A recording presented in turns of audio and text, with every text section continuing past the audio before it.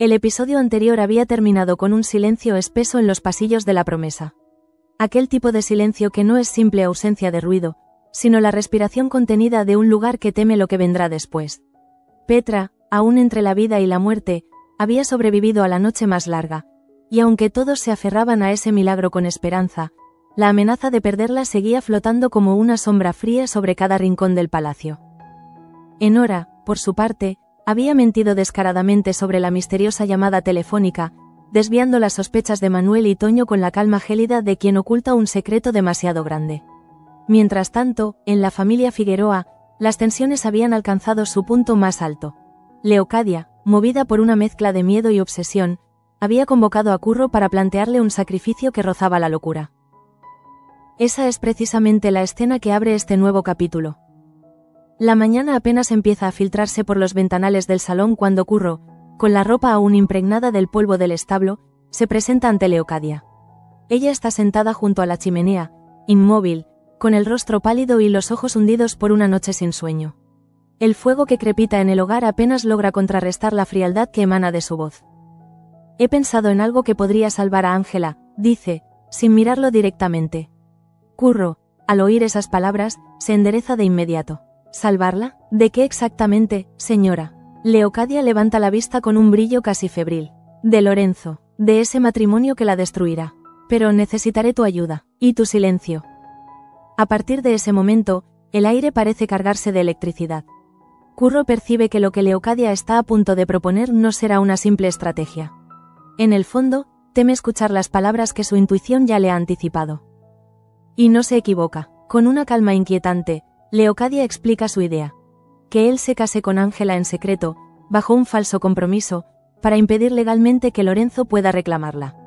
Un matrimonio ficticio, sin amor, solo un escudo. Pero un escudo que lo condenaría a vivir con una mentira. La cámara invisible de la narración se detiene entonces en el rostro de Curro.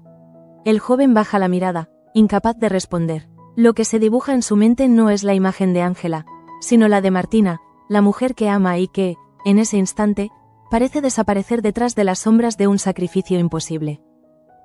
Me está pidiendo que me case con su hija, logra articular al fin, con un tono entre incrédulo y dolido. Te estoy pidiendo que la salves, replica Leocadia, sin pestañear.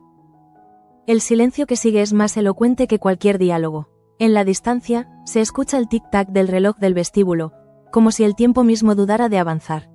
Curro respira hondo, tratando de entender si aquella propuesta es una locura o una súplica. Pero en los ojos de Leocadia no hay delirio, sino desesperación. Y eso lo desconcierta aún más. Mientras tanto, en otra ala del palacio, la tensión adopta otra forma. Vera ha regresado. Su figura atraviesa los pasillos con un paso contenido, casi altivo, el gesto frío y la mirada perdida. Las criadas la observan con una mezcla de alivio y temor, sin saber si deben abrazarla o mantener la distancia. Teresa intenta acercarse con la suavidad de quien no quiere herir una herida abierta. Nos preocupamos por ti, Vera, no sabíamos dónde estabas. Pero la joven apenas la mira. Ya estoy aquí, y eso es lo único que importa. La frase cae como un golpe seco. En sus palabras no hay gratitud, ni rastro del miedo que antes la dominaba. Solo una rigidez nueva, casi desconocida. Poco después, Lope la encuentra en la cocina, de espaldas, mirando el fuego. No deberías estar sola, le dice con cautela. Ella sonríe apenas, pero sin girarse. No lo estoy. El silencio me hace compañía. Esa respuesta deja claro que Vera ha cambiado. Algo, o alguien, la ha transformado durante su ausencia. Lope lo percibe, y por un instante se siente extraño, casi intruso, frente a esa mujer que antes creía conocer. Mientras en la planta baja se multiplican las miradas de inquietud, en el ala noble Manuel, Toño y Enora celebran un logro largamente esperado. En la mesa de trabajo reposa el diseño final del nuevo motor. Los planos, extendidos como un mapa de sueños, llevan la huella de noches sin dormir y de una obsesión compartida. Lo hemos conseguido, exclama Toño, con la emoción de un niño. Enora sonríe, pero su sonrisa es contenida, casi triste. Mira a Manuel con un brillo que él no alcanza a descifrar. Sí, lo hemos conseguido, repite ella, aunque en su voz se cuela un matiz de nostalgia. Manuel, sin embargo, está lejos de comprender la tormenta que se esconde detrás de esa mirada. Para él, El motor representa el renacimiento de su pasión por la aviación, la esperanza de liberar a la promesa de la dependencia económica que la consume. Pero para Enora, ese motor es también el último lazo que la une a él, un proyecto que, al terminar, podría alejarla para siempre. La tensión emocional se adivina en los gestos, en los silencios, en la forma en que sus manos se rozan sin querer cuando recogen los planos. A pocos metros de allí, en la habitación de Petra, la vida y la muerte siguen disputándose su cuerpo. El zumbido de las moscas y el olor del alcohol mezclado con las flores frescas crean un ambiente casi irreal. Pía, agotada, le cambia las compresas con delicadeza, mientras Cristóbal observa desde la puerta, sin atreverse a entrar del todo. Ha abierto los ojos, susurra Pía, y esa frase corre por el palacio como una chispa de esperanza. Manuel es el primero en llegar, seguido de Lope y Llana. Petra, con los labios resecos y la voz débil, apenas logra pronunciar unas palabras. El suero. Funcionó, pero su sonrisa es breve, porque el esfuerzo la agota. Los médicos no se atreven a cantar victoria. El tétano aún podría reclamar su precio. Enora, que ha acudido junto a Manuel, observa la escena con un nudo en la garganta. No por Petra, sino por lo que la enfermedad simboliza, el precio de las mentiras. Ella, que también carga con un secreto, siente que cada respiración de Petra es un recordatorio del peligro de jugar con la verdad. Y cuando los demás celebran tímidamente la mejoría, ella se aleja sin decir palabra, buscando refugio entre los pasillos oscuros. Justo en ese momento, en otra parte del palacio, Leocadia continúa su siniestra negociación con Curro. Si accedes, tendré los medios para detener a Lorenzo, insiste ella. Si no lo haces, lo perderemos todo. Él la mira con una mezcla de rabia y compasión. ¿Todo? ¿O a tu hija? Leocadia, herida en su orgullo, lo enfrenta. No entiendes nada. Lorenzo no solo la quiere por ambición. Quiere vengarse de mí, quiere destruirnos a través de ella. La voz de la mujer tiembla, y por primera vez Curro ve detrás de su dureza una madre desesperada. Pero el remedio que propone sigue pareciéndole un veneno. Piénsalo, Curro, añade Leocadia, casi suplicando. Un matrimonio puede anular otro. Lorenzo no podrá reclamarla si ya está comprometida legalmente contigo. Él da un paso atrás, como si esas palabras fueran un golpe físico. ¿Y qué diría Martina? ¿Qué sería de mi vida después? Leocadia guarda silencio, porque sabe que no hay respuesta que no suene cruel. Fuera del palacio, el sol declina sobre los campos de trigo. Beltrán camina solo por los jardines, con el rostro nublado por una tristeza que no sabe ocultar. Aún no puede creer que la joven con la que compartió risas sinceras esté prometida con Lorenzo. El viento juega con las hojas, y él murmura para sí. Si tan solo la hubiera conocido antes. En ese instante, Ángela aparece al otro lado del sendero. Sus miradas se cruzan. Ninguno dice nada, pero en el silencio se reconoce un deseo frustrado. Ella baja la vista, él se inclina en un gesto de respeto, y ambos siguen caminos opuestos, como dos líneas que se rozan solo para volverse a separar. Dentro del palacio, la noticia de la recuperación parcial de Petra se mezcla con la inquietud que genera la actitud de Vera. Los sirvientes comentan entre susurros, mientras Rómulo, desde la distancia, observa la escena con preocupación.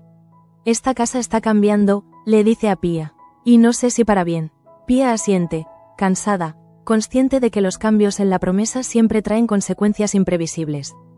Esa noche, Adriano se sienta solo en su escritorio. Frente a él, una carta con el sello de Catalina. No se atreve a abrirla al principio, teme que dentro haya una despedida definitiva. Pero la curiosidad y el amor vencen al miedo. Al desplegar el papel, sus ojos se nublan de lágrimas. Catalina le escribe con ternura, pero también con resignación. Le habla de su hija enferma, de la imposibilidad de regresar por ahora, de la esperanza de que él encuentre paz. No te pido que me esperes, sino que sigas viviendo, dice una línea.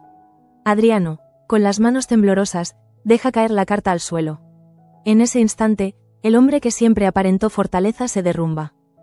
En paralelo, Curro sale de la mansión de los Figueroa con el rostro desencajado.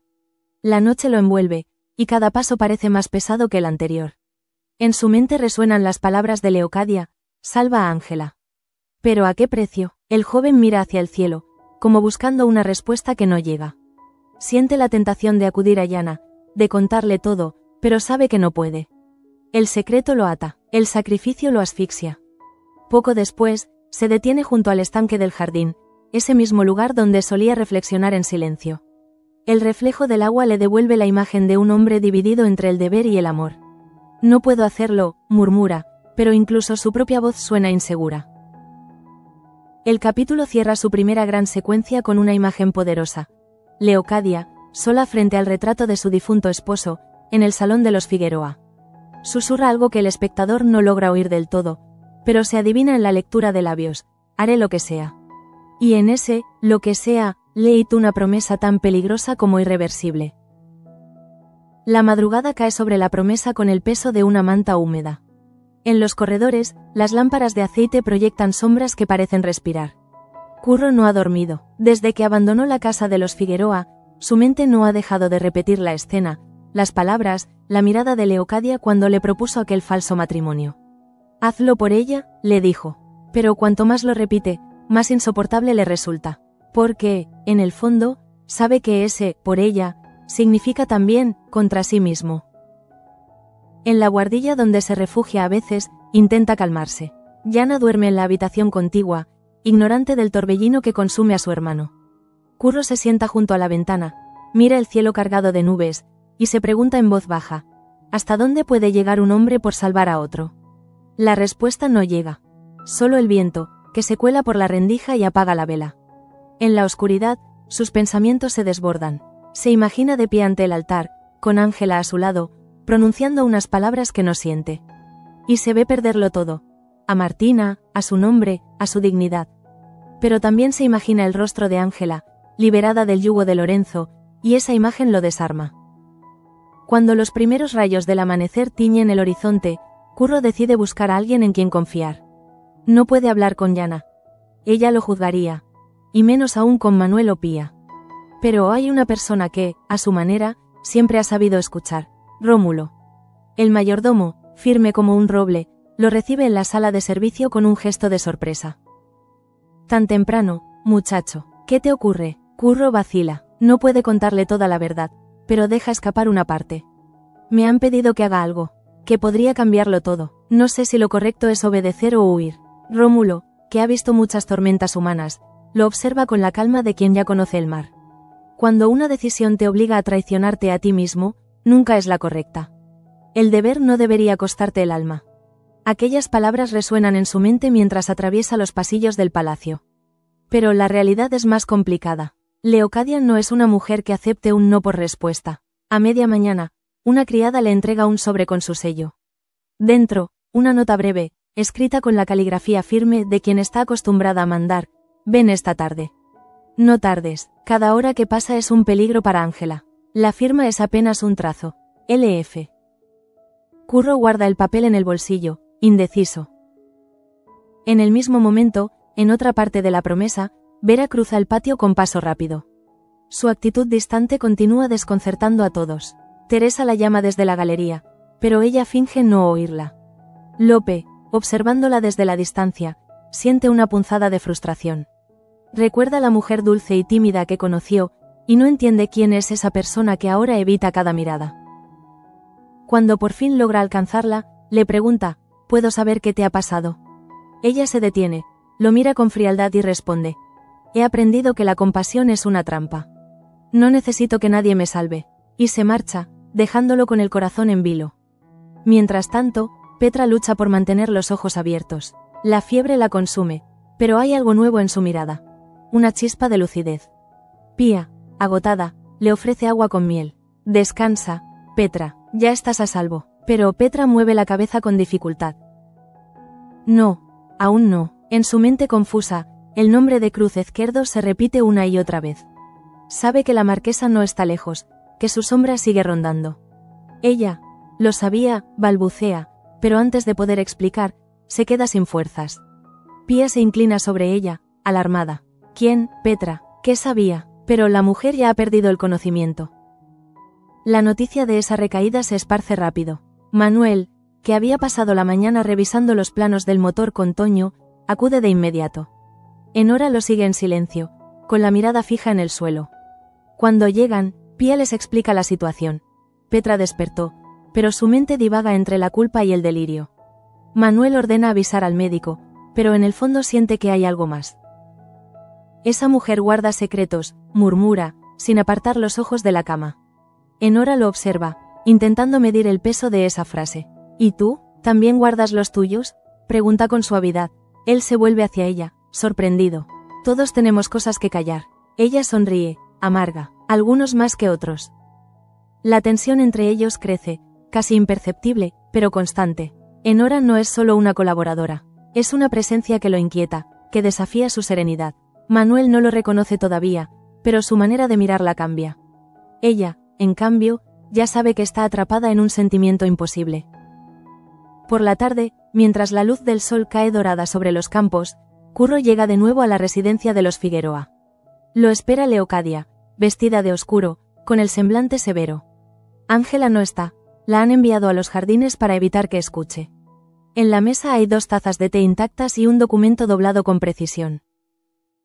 He preparado todo, anuncia Leocadia. Si firmas aquí, mañana mismo podremos anunciar el compromiso. Nadie sospechará. Curro se queda helado. No esperaba que la mujer llevara su idea tan lejos. No puedo hacerlo sin su consentimiento, dice, intentando ganar tiempo. Leocadia suelta una risa corta, sin humor. ¿El consentimiento de quién? ¿De Ángela? ¿Crees que ella se negará si la alternativa es Lorenzo? Las palabras caen como piedras. Curro se levanta, da un paso atrás. No soy un peón en tus planes. Leocadia lo sigue con la mirada, serena pero amenazante. Eres mucho más que eso. Eres el único que puede salvarnos a todos. Esa última frase lo desarma. La mujer ha aprendido a usar la culpa como un arma. En ese instante, el mayordomo de los Figueroa anuncia la llegada de Beltrán. El joven entra sonriente, sin sospechar el drama que se cuece en esa sala. Doña Leocadia, me dijeron que deseaba verme. Ella disimula una sonrisa cordial. Sí, querido, quería presentarte a alguien, y con un gesto casi teatral, señala a Curro. Este es Curro Ezquerdo, un joven de confianza. Beltrán le estrecha la mano con cortesía, sin imaginar que ese apretón será el comienzo de una tragedia. Mientras los 2 hombres intercambian saludos, Ángela entra, vestida con un color claro, ajena al peso de las decisiones que se toman en su nombre. Cuando ve a Beltrán, sonríe, y esa simple sonrisa desarma a todos. Enora no está presente, pero si lo estuviera, habría reconocido en esos gestos el principio de una cadena de sacrificios. Beltrán, al notar la incomodidad de Curro, intuye algo. ¿Ocurre algo, señor?, pregunta con suavidad. Curro lo niega, pero en su voz hay una grieta. Nada, solo cansancio. La tarde avanza, y el encuentro termina con promesas de volver a verse. Beltrán se despide, sin saber que detrás de él queda un plan siniestro a punto de concretarse. Curro, apenas se cierra la puerta, se vuelve hacia Leocadia. No pienso mentirle, ni a ella ni a él. La mujer suspira, cansada de contener su frustración. Entonces dímelo tú, Curro. ¿Cómo piensas detener a Lorenzo? Porque yo ya no tengo tiempo. De regreso a la promesa, el joven camina con paso errático. Las luces del crepúsculo iluminan su rostro angustiado. Al llegar, se encuentra con Martina en el patio. Ella lo espera sin saberlo, con la naturalidad de quien confía ciegamente. Te he buscado todo el día, dice, acercándose. Él sonríe, forzado. He tenido que resolver algo. Martina lo mira a los ojos, y percibe algo distinto. Una distancia invisible. ¿Qué ocurre? Él duda, quisiera decirle la verdad, pero teme que hacerlo la arrastre al mismo abismo. Nada que tú debas preocuparte. Ella lo abraza, pero siente que su cuerpo está rígido. Por primera vez, entre los 2 se levanta una barrera que ni el amor consigue atravesar. Esa noche, en el salón principal, Alonso y Martina conversan sobre Adriano. No come, no duerme, le confiesa ella a su padre. Desde que Catalina partió, parece un fantasma. Alonso asiente, con la mirada cansada. A veces el amor pesa más que la culpa. Las palabras quedan flotando, cargadas de una melancolía que atraviesa toda la casa. Adriano, en su cuarto, relee la carta una y otra vez. Las lágrimas caen sin resistencia. No son lágrimas de rabia, sino de resignación. Cada frase de Catalina es un adiós disfrazado de esperanza. Vive por los 2, le dice ella. Pero él siente que no puede. La pluma cae de su mano, y se queda mirando el vacío. Fuera, el viento sopla con la fuerza de los recuerdos. Mientras tanto, Enora, incapaz de dormir, revisa por última vez los planos del motor. Su cuarto está lleno de papeles, bocetos, tornillos. En uno de los planos hay una mancha de tinta con forma de ala. Todo esto solo tiene sentido si él lo ve volar, susurra. Pero lo que realmente teme es que Manuel ya no la vea a ella. Esa inseguridad, silenciosa y corrosiva, la lleva a cometer un error. Decide ir al hangar en plena noche para revisar la máquina sin avisar. Allí, entre el sonido metálico de las herramientas, su rostro se ilumina por la tenue luz de una lámpara. No lo sabe, pero alguien la observa desde la oscuridad. En el otro extremo del palacio, Curro se encuentra frente al espejo. Se mira como si buscara reconocerse. Las palabras de Leocadia se mezclan con las de Rómulo, con la voz de Martina, con el eco de su propia conciencia. Salvarla o perderme, esa dualidad lo atormenta. En un arrebato de desesperación, golpea el mueble, dejando caer una jarra de agua. El cristal se rompe, y una gota de sangre resbala por su mano. Pero ni siquiera el dolor físico logra liberarlo. Al amanecer, una decisión se ha formado en su mente, aunque él aún no lo sabe del todo. El sacrificio que Leocadia le propuso se ha convertido en una obsesión. En algún rincón de sí mismo, empieza a convencer a su conciencia de que el fin justifica los medios. Solo será temporal, se repite, solo hasta que ella esté a salvo. Pero el espectador ya lo sabe. En la promesa, nada es, solo, ni, temporal. Cada mentira deja una huella que tarde o temprano exige su precio. Y mientras el sol sube, iluminando los campos dorados del amanecer, la voz de Leocadia resuena en su mente como una oración invertida. Un sacrificio no se mide por el dolor que causa, sino por lo que salva. Curro cierra los ojos, quizá esa sea la mentira más peligrosa de todas. La mañana amanece gris, como si el cielo mismo hubiera decidido reflejar el estado de ánimo de Curro. En el aire hay un silencio espeso, el tipo de silencio que anuncia tormenta. Los criados cruzan los pasillos con prisa, ocupados en sus tareas, sin imaginar que bajo el techo de la promesa se prepara una batalla invisible, la del deber contra el corazón. Curro, que lleva toda la noche sin dormir, camina hacia los establos con la intención de distraerse, de perderse entre el olor a heno y el sonido de los caballos. Pero ni siquiera el trabajo manual consigue acallar la voz que le retumba dentro. Solo hasta que esté a salvo. Se repite la frase como un mantra, intentando convencerse de que lo que planea hacer es justo. Sin embargo, cada vez que imagina el rostro de Martina, esa convicción se derrumba.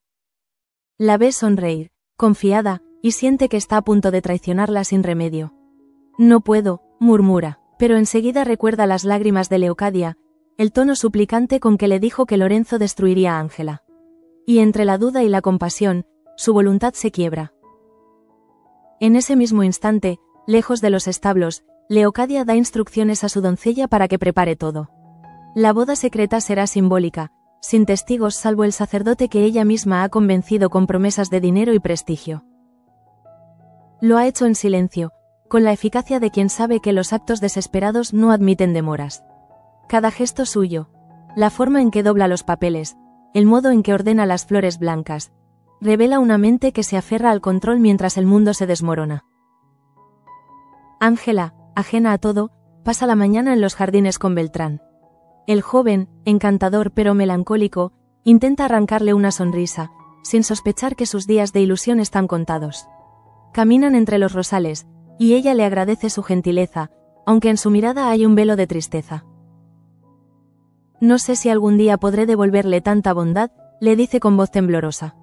Beltrán, ingenuo, responde, solo quiero que seas feliz. Ella aparta la vista. Si supiera el precio que su madre está dispuesta a pagar, no hablaría de felicidad, sino de destino. Cuando Curro regresa al palacio, se encuentra con Martina esperándolo en el corredor. Ella le sonríe, con la inocencia de quien aún no percibe la grieta que se abre bajo sus pies. Te estaba buscando. Vamos al bosque esta tarde, todos. Manuel, Yana y yo. Necesitamos respirar, pero Curro esquiva su mirada. No puedo, tengo que ocuparme de algo. Ella lo toma del brazo. ¿Desde cuándo tienes secretos conmigo? La pregunta lo desarma. Quiere decirle la verdad, confesar que está a punto de hacer algo imperdonable, pero las palabras no salen. Solo logra balbucear. Martina, prométeme una cosa. Que no dejarás de creer en mí, pase lo que pase. Ella frunce el ceño, confundida. Eso suena a despedida. Él fuerza una sonrisa. No lo es, pero ambos saben que sí lo es. En el hangar, Manuel observa el motor recién ensamblado junto a Enora. La perfección del mecanismo contrasta con el caos emocional que domina la casa. ¿Te das cuenta?, dice él, con una mezcla de orgullo y alivio. Este invento podría cambiarlo todo. Enora lo mira con ternura, aunque sabe que lo que él quiere cambiar no es solo el futuro de la aviación, sino también el de su propio corazón. Quizás lo que cambia el mundo no son los motores, sino las decisiones, responde ella. Manuel sonríe sin entender del todo, pero cuando sus miradas se cruzan, algo invisible se enciende. Toño los interrumpe, sin saber que acaba de salvarlos de un instante demasiado peligroso. Mientras tanto, en los aposentos de Petra, la tensión se intensifica. La mujer ha vuelto en sí por momentos y, entre delirios, menciona nombres que inquietan a todos. Cruz, Lorenzo, el veneno, susurra. Pía se inclina sobre ella, intentando entender. ¿Qué veneno, Petra? ¿Quién te hizo daño? Pero Petra, como si una fuerza invisible la censurara, se lleva un dedo a los labios y pronuncia apenas un nombre: la promesa. Luego vuelve a caer en el sopor. Las palabras dejan un eco inquietante que flota en el aire, y Pía siente un escalofrío. A media tarde, Curro se presenta nuevamente en la residencia de los Figueroa. Leocadia lo recibe en el vestíbulo, vestida de negro, como si asistiera a un funeral. Y, en cierto modo, lo hace, al suyo propio. Pensé que no vendrías, dice con una sonrisa cansada. He venido a hablar, no a afirmar nada. Ella lo invita a sentarse, pero él permanece de pie. No puedo casarme con tu hija. Ni siquiera fingirlo. Sería una mentira que nos destruiría a todos. Leocadia lo mira largo rato, en silencio, y luego responde con voz baja pero afilada. A veces las mentiras salvan vidas. Curro siente un nudo en el pecho, y otras las condenan. La tensión entre ambos es tan densa que parece llenar la habitación. Pero antes de que pueda marcharse, un golpe en la puerta los interrumpe. Es Lorenzo. Su presencia impone un frío repentino. Entra sin pedir permiso, con el aire de quien se sabe temido. Doña Leocadia, dice con falsa cortesía, he venido a concretar los preparativos de la boda. No vaya a ser que alguien intente impedirla. La mujer se estremece, pero mantiene la compostura. Todo está bajo control. Lorenzo sonríe con malicia. Eso espero. Sería una lástima que su reputación quedara manchada. Curro lo observa con los puños cerrados. Todo en Lorenzo le provoca rechazo. Su voz, su sonrisa, la forma en que mira a Ángela como si fuera una propiedad. Cuando el capitán se retira, dejando tras de sí una estela de arrogancia, Leocadia se acerca a Curro. ¿Lo ves? Él no se detendrá. Si no hacemos algo, mi hija acabará en sus manos. El joven cierra los ojos. Déjame pensar, dice finalmente, y se marcha antes de que la mujer pueda retenerlo. De vuelta en la promesa, el ambiente se vuelve asfixiante. Yana nota que algo atormenta a su hermano. Lo encuentra en la escalera, con la mirada perdida. Curro, ¿qué pasa contigo últimamente? No eres el mismo. Él intenta sonreír. Solo estoy cansado. Pero Yana no se deja engañar. ¿Tiene que ver con esa familia? Porque si Leocadia te está utilizando, dímelo. Curro evita su mirada. No hables de lo que no entiendes, Yana. Ella se ofende, pero también se preocupa. Solo intento ayudarte. Entonces déjame decidir solo, responde él, con un tono tan cortante que la deja sin palabras. Esa noche, Martina escribe en su diario. Las últimas páginas están llenas de dudas. Sobre Curro, sobre el futuro, sobre el amor. A veces, amar a alguien significa no reconocerlo más, anota. No sabe que, al mismo tiempo, Curro se encuentra en la iglesia del pueblo, frente al altar vacío, arrodillado. No reza, solo intenta entender qué clase de destino lo ha llevado hasta allí. El padre Ramiro lo observa desde el fondo, reconociendo en él el conflicto de un alma dividida. Hijo, el sacrificio no siempre es virtud, a veces es soberbia disfrazada de amor, le dice con voz grave. Curro lo mira, confundido. ¿Y cómo saber la diferencia? Cuando el sacrificio exige mentir, rara vez viene de Dios. Esa frase se le clava como una espina. Sale de la iglesia con el corazón en guerra. Afuera, la noche huele a tierra mojada. Cada sombra parece una advertencia. Regresa a la mansión decidido a detener a Leocadia. Pero cuando llega, la ve conversando con el sacerdote, el mismo que lo había aconsejado. Entiende que todo está perdido. El trato está hecho. La boda se celebrará al amanecer. Enora, en ese mismo instante, descubre que el motor ha sido alterado. Alguien ha manipulado una de las piezas clave. Corre a buscar a Manuel. Han tocado los planos, exclama. Él, alarmado, la sigue hasta el taller. Efectivamente, el diseño ha sido saboteado. Toño asegura que nadie más tuvo acceso. Pero Manuel, recordando las mentiras recientes, sospecha que Enora oculta algo. ¿Hay algo que no me estás diciendo?, pregunta con tono severo. Ella lo mira con los ojos húmedos. Solo que hay cosas que no se pueden controlar, ni siquiera con un motor perfecto. Y se marcha, dejando a Manuel entre la sospecha y la pena. A la mañana siguiente, mientras las campanas del pueblo anuncian la misa, Curro llega a la capilla de los Figueroa. Todo está preparado. Las flores, el altar, el sacerdote. Ángela, pálida y confundida, no entiende del todo lo que ocurre. «Madre, ¿por qué tanto secreto?», pregunta. Leocadia esquiva su mirada. «Confía en mí, hija. Es por tu bien». Cuando Curro cruza el umbral, el corazón le late tan fuerte que siente que va a desfallecer. La joven lo mira con sorpresa. «¿Tú, qué haces aquí?». Él no responde. Leocadia se adelanta. «Ha venido a protegerte». El sacerdote se prepara para iniciar el rito. Cada palabra que pronuncia parece pesar toneladas. «¿Aceptas tú, Curro Ezquerdo, unirte en sagrado vínculo con Ángela de Figueroa?». El joven abre la boca, pero no sale sonido alguno. Su mirada se cruza con la de Ángela, que ahora entiende todo. «No, madre», dice ella, retrocediendo. «No haré esto». Leocadia intenta retenerla. «Calla, insensata, no sabes lo que haces». Pero Ángela se libera, corriendo hacia la salida. Curro la sigue, desesperado. «Ángela, espera». Ella se vuelve, con lágrimas en los ojos. «¿Cómo pudiste aceptar algo así?». Él intenta explicarse. «Solo quería protegerte. No necesito tu sacrificio», responde ella, con una fuerza inesperada. La escena se convierte en un caos. El sacerdote recoge sus cosas apresuradamente. Leocadia, furiosa, cae de rodillas, consciente de que ha perdido el control. «Todo lo hice por ti», solloza. Pero su hija no la escucha. Sale al exterior, donde el aire fresco la golpea como un despertar. Beltrán, que venía a visitarla, la ve salir llorando y corre hacia ella. «¿Qué ha pasado?». «Nada que pueda arreglarse», responde ella, abrazándose a sí misma. Dentro de la capilla, Curro se queda solo. El eco de sus pasos resuena como un reproche. El sacerdote, antes de irse, se detiene a su lado. «Te lo advertí», murmura. Y se marcha, dejando al muchacho sumido en una mezcla de vergüenza y alivio. Sabe que lo que acaba de ocurrir cambiará todo, que Leocadia no lo perdonará, pero también siente que, por primera vez en días, ha hecho lo correcto. En el camino de regreso, observa los campos bañados por la luz del amanecer.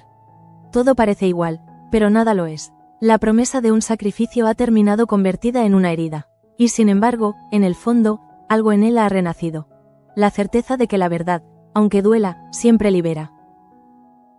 La calma posterior a la tempestad suele ser la más engañosa. Cuando todo parece haberse detenido, es entonces cuando la verdadera tormenta comienza a gestarse bajo la superficie. Así ocurre esa mañana en la residencia de los Figueroa. La capilla huele todavía a incienso y a vergüenza. El eco de la ceremonia interrumpida flota en el aire como un fantasma que nadie quiere nombrar. Leocadia, de pie ante el altar vacío, respira con dificultad.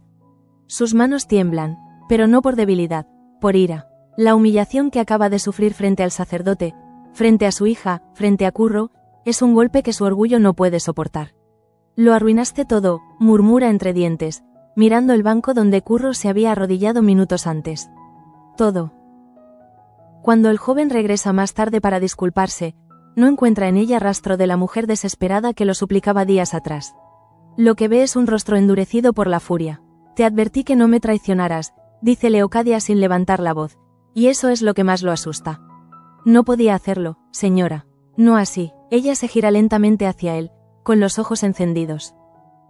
«Has condenado a Ángela. ¿Eso querías?». Curro intenta explicarse, pero sus palabras tropiezan entre sí. Ella misma lo detuvo. No podía engañarla. No podía casarme con una mujer que no amo, fingir un amor que no existe. ¿Y crees que el amor te salvará?». Lo interrumpe Leocadia con una risa amarga. «El amor no protege a nadie, Curro. El amor destruye, y tú has destruido a mi hija». Las palabras lo atraviesan como cuchillos, no porque crea que son ciertas, sino porque revelan hasta qué punto la mujer ha perdido el juicio. Cuando intenta responder, Leocadia alza la mano, imperiosa. «Lárgate, no quiero verte más en mi casa». Y con un gesto de desprecio, le da la espalda. Curro obedece, pero al salir siente que algo se ha roto para siempre. No solo el plan, sino algo más profundo. La confianza, el respeto, la posibilidad de redención entre ambos. En el camino de regreso, el aire le pesa en el pecho. Cada paso que da hacia la promesa parece hundirlo más en un pozo sin fondo. A lo lejos, el cielo comienza a cubrirse de nubes oscuras, presagio de tormenta. En los campos, los trabajadores detienen su labor, mirando hacia arriba, como si esperaran que el cielo cayera sobre ellos. Curro no los ve, su mente está en otra parte, en Martina, en cómo podrá mirarla a los ojos después de lo que casi hizo. Mientras tanto, en la mansión de los Luján, la rutina continúa con una extraña sensación de inquietud. Manuel, Enora y Toño han conseguido reparar el sabotaje del motor. La pieza alterada era insignificante, un tornillo mal ajustado, pero suficiente para causar una catástrofe si no se hubiera detectado a tiempo. Manuel no logra entender quién podría haber querido destruir su trabajo. Esto no es un error, dice con el ceño fruncido. Alguien quiso que fracasáramos. Enora se mantiene en silencio, fingiendo sorpresa, pero su corazón le hila con violencia. Ella sabe más de lo que admite, y cada palabra de Manuel es como un peso que la hunde. Cuando Toño sale a buscar herramientas, Enora se atreve a hablar. Si el motor volara mañana, ¿qué pasaría contigo? Manuel la mira, sin entender. ¿Conmigo? Ella asiente. Sí, has dedicado tu vida a esto. ¿Y después? Él sonríe, sin sospechar el trasfondo de su pregunta. Después vendrán nuevos proyectos, nuevos retos. Enora baja la vista, sabiendo que su lugar no estará en ninguno de ellos. Y nuevas personas, supongo. Él la observa con una mezcla de curiosidad y ternura. Las que estén dispuestas a seguir volando conmigo. Por un instante, el silencio que los separa parece llenarse de algo que ninguno se atreve a nombrar. Pero justo entonces, el sonido de un trueno los sobresalta, recordándoles que fuera del hangar el mundo sigue girando, implacable. En otra parte del palacio, Yana se ocupa de Petra. La mujer ha despertado del todo, aunque su cuerpo sigue débil. Su mirada, sin embargo, es otra, más sombría, más alerta. Sé que todos me creían muerta, murmura, pero no voy a irme sin que se sepa la verdad. Yana, que la ha odiado durante tanto tiempo, se sorprende de sentir una punzada de compasión.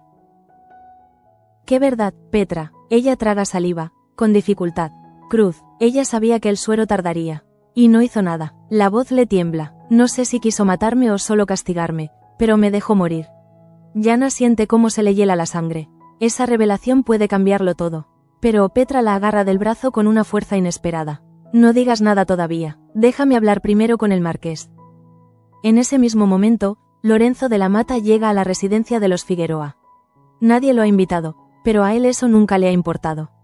Entra sin anunciarse, con una sonrisa venenosa. Encuentra a Leocadia en el salón, devastada. Vaya, parece que el destino no ha sido amable contigo, comenta con falsa simpatía. Ella levanta la mirada, con odio. ¿Qué haces aquí? Solo vine a ofrecer mis condolencias, responde él, acomodándose en un sillón. He oído que tu pequeña farsa matrimonial terminó antes de empezar. ¡Qué desdicha! Leocadia pierde el control y lanza un candelabro contra la pared. Sal de mi casa. Lorenzo se levanta despacio, disfrutando del momento. Te advertí que nadie me arrebataría lo que es mío. Prepárate, Leocadia. La próxima vez no habrá boda que impedir. Cuando él se marcha, la mujer se desploma en el sofá, temblando. Sabe que Lorenzo cumplirá su amenaza. Y por primera vez, siente verdadero miedo. No por su hija, sino por sí misma. Ha jugado demasiado, ha mentido demasiado, y ahora la partida se vuelve en su contra.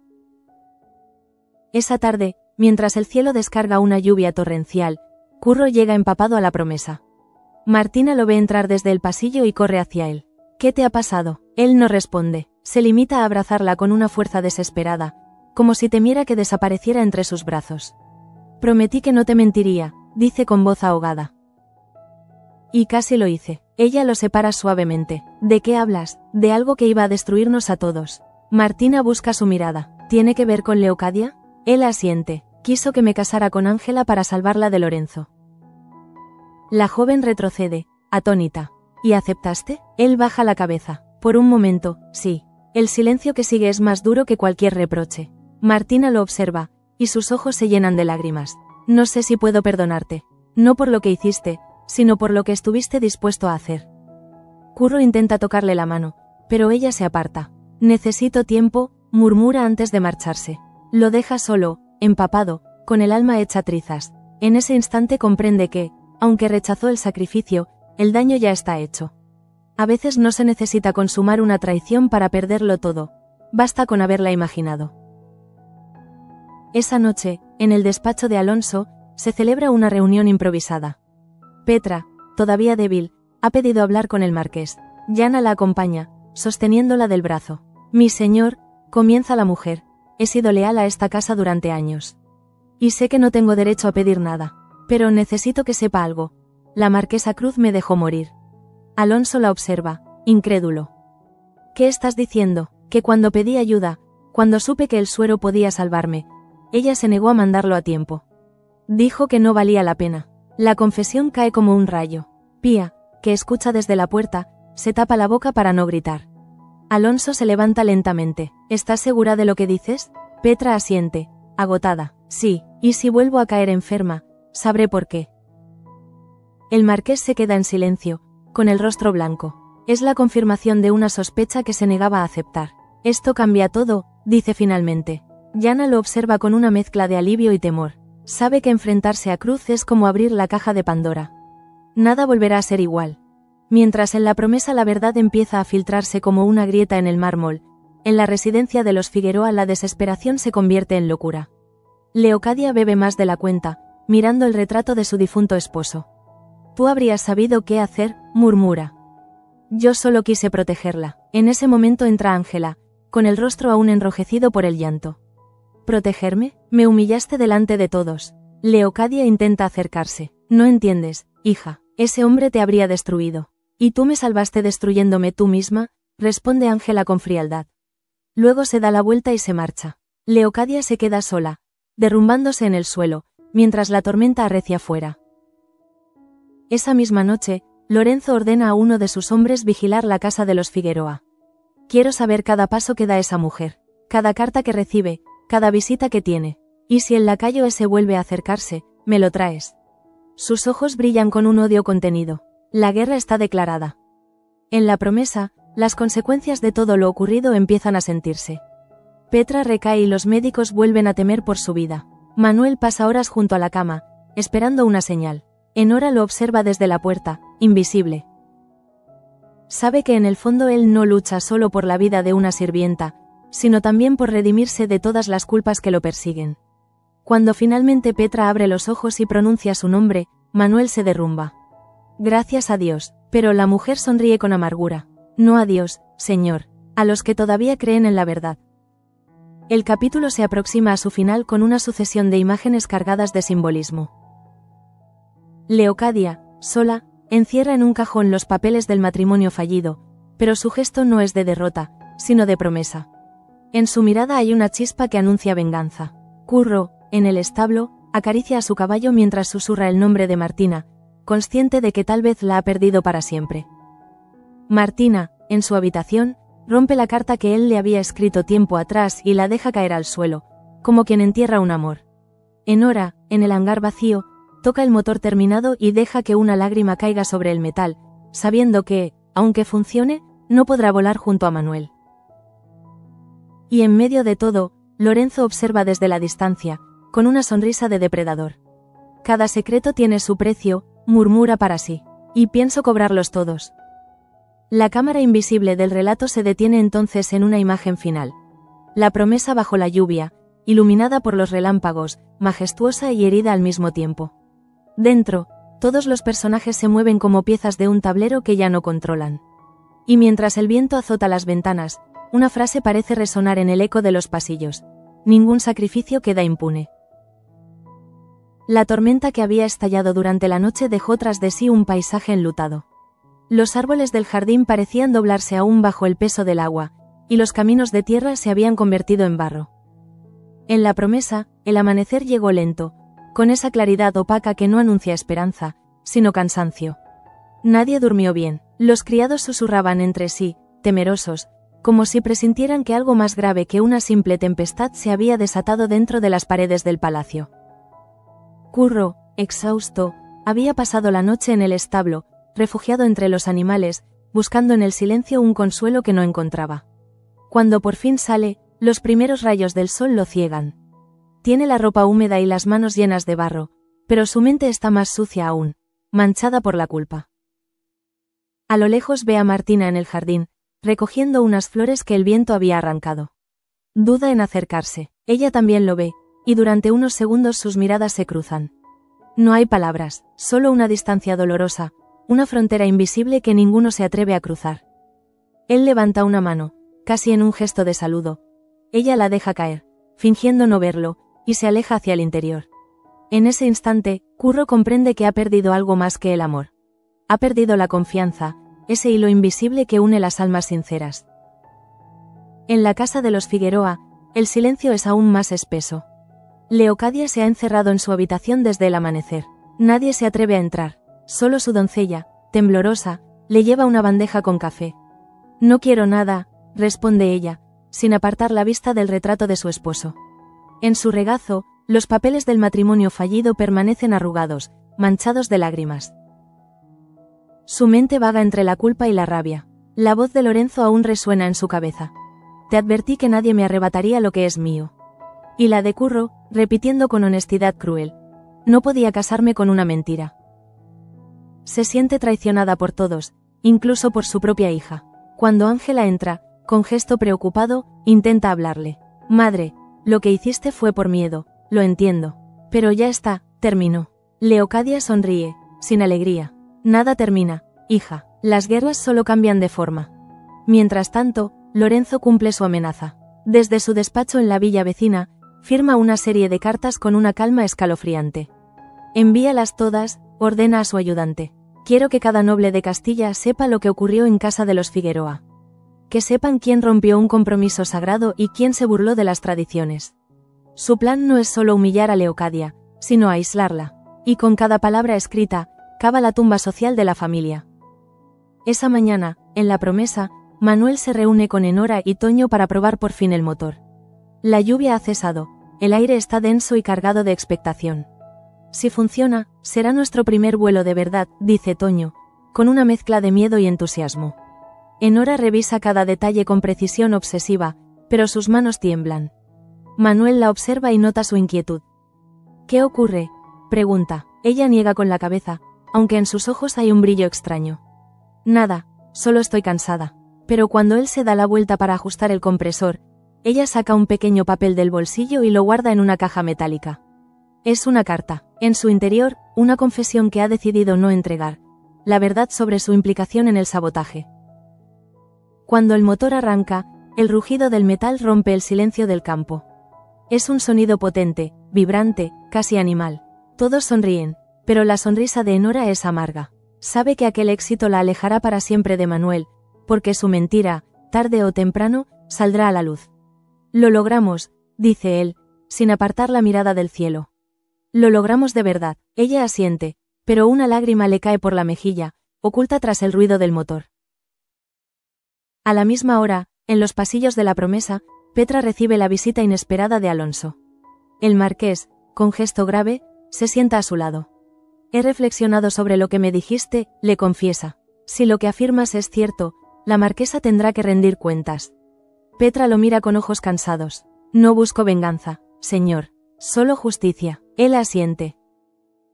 Y la tendrás, pero debes ser fuerte. Cruz no perdona. En la mirada de Petra se mezcla el miedo con una extraña serenidad. Ya no tengo nada que perder. Alonso se levanta, decidido. El enfrentamiento con su esposa será inevitable. Esa misma tarde, el marqués cruza el salón donde Cruz revisa unas cartas. Necesito hablar contigo, dice con tono firme. Ella levanta la vista, impasible. Si es sobre Petra, ya sé lo que te ha contado. No esperaría menos de una mujer moribunda desesperada por llamar la atención. Alonso la interrumpe. No uses tu desprecio como escudo. Me han dicho que sabías del suero y lo retuviste. La marquesa sonríe, peligrosa. ¿Y si fuera cierto? No me digas que te conmueve el destino de una sirvienta. Él la observa con una mezcla de asco y decepción. A veces olvido quién eres. Pero luego hablas, y me lo recuerdas. Cruz deja la pluma sobre el escritorio. Soy la mujer que ha mantenido este lugar en pie mientras tú soñabas con moralidad. No, eres la mujer que lo está pudriendo desde dentro. La tensión alcanza un punto insoportable. Por primera vez en mucho tiempo, Cruz no tiene una respuesta inmediata. Solo silencio. Alonso se marcha, dejando tras de sí el olor metálico de la guerra doméstica. En paralelo, Leocadia se enfrenta a una noticia devastadora. La carta de Lorenzo ya ha empezado a circular. En el pueblo murmuran su nombre con desprecio, los viejos aliados le retiran el saludo, y el sacerdote que ofició la ceremonia fallida se niega a recibirla. Cuando Ángela se entera, intenta defenderla, pero su madre la detiene. No pierdas el tiempo. Las reputaciones mueren más rápido que las personas. La joven llora. ¿Qué vamos a hacer? Leocadia la mira con frialdad. Sobrevivir, como siempre. A medida que cae la tarde, las historias dentro del palacio comienzan a entrelazarse como hilos de una telaraña. Curro intenta en vano hablar con Martina. Ella se encierra en su habitación, y cuando por fin él logra que abra la puerta, la encuentra empaquetando sus cosas. ¿Qué haces?, pregunta, con el alma en la garganta. Me voy, responde ella sin mirarlo. Catalina me ha pedido que la acompañe unos días, pero no vuelvo por ti. Curro da un paso hacia ella, desesperado. No puedes marcharte así, te lo explicaré todo. No hay nada que explicar. El amor no se defiende con sacrificios que lo ensucian. Se defiende con verdad. Él baja la cabeza. Y la perdí. Ella recoge la maleta y se marcha sin mirar atrás. Cada paso que da resuena como un latido que se apaga. Mientras tanto, Manuel recibe un mensaje urgente. El ingeniero al que Enora contactó en secreto semanas atrás ha llegado al pueblo. Él no entiende nada, pero cuando confronta a Enora, la verdad sale a la luz. Tú saboteaste el motor, ¿verdad? Ella intenta negarlo, pero su voz la traiciona. No fue por maldad, quería retrasarte, protegerte de los inversores de Lorenzo. Iba a vender tu diseño. La revelación lo deja helado. ¿Me mentiste todo este tiempo? Te amé todo este tiempo, responde ella, llorando. Y ese fue mi error. Manuel, destrozado, se aparta. No puedo verte más. Ella se queda sola, con el rugido del motor aún retumbando en el hangar como un recordatorio de lo que pudo ser y no fue. Al caer la noche, Curro sale al exterior, incapaz de soportar el peso de la casa vacía. La luna brilla débil sobre los campos, y el viento arrastra el olor de la tierra mojada. Se detiene junto al estanque donde tantas veces había encontrado calma. Allí, por primera vez en mucho tiempo, se permite llorar. No por Leocadia, ni siquiera por Martina, sino por sí mismo, por el hombre que quiso salvar a todos y terminó perdiéndose. A kilómetros de allí, Leocadia hace lo impensable. Consciente de que Lorenzo no se detendrá, decide tomar la justicia en sus propias manos.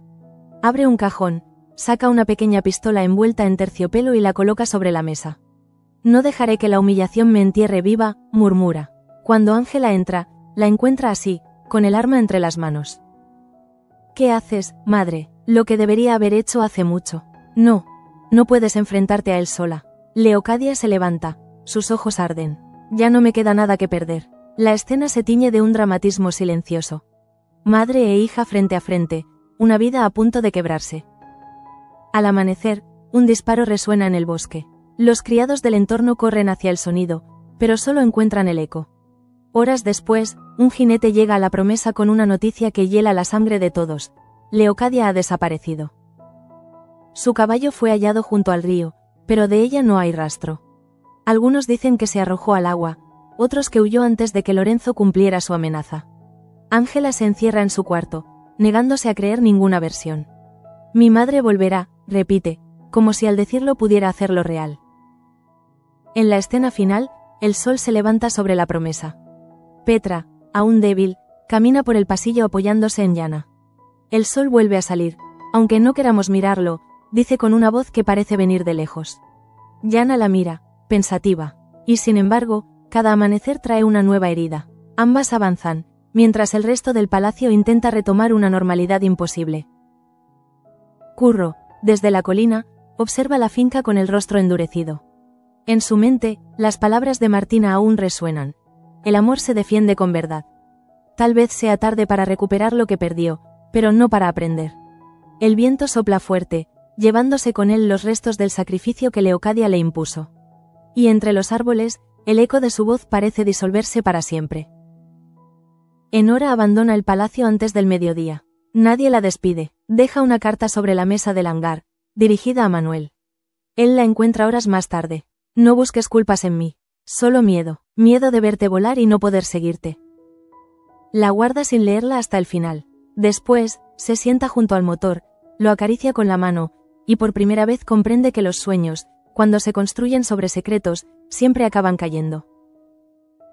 El último plano del capítulo muestra la promesa desde lejos, imponente bajo la luz del atardecer. Las sombras se alargan sobre los campos dorados, y el aire vibra con la sensación de que algo se ha roto definitivamente. El narrador invisible que ha acompañado todo el episodio parece susurrar una última frase. Hay sacrificios que no salvan. Solo enseñan cuánto estábamos dispuestos a perder.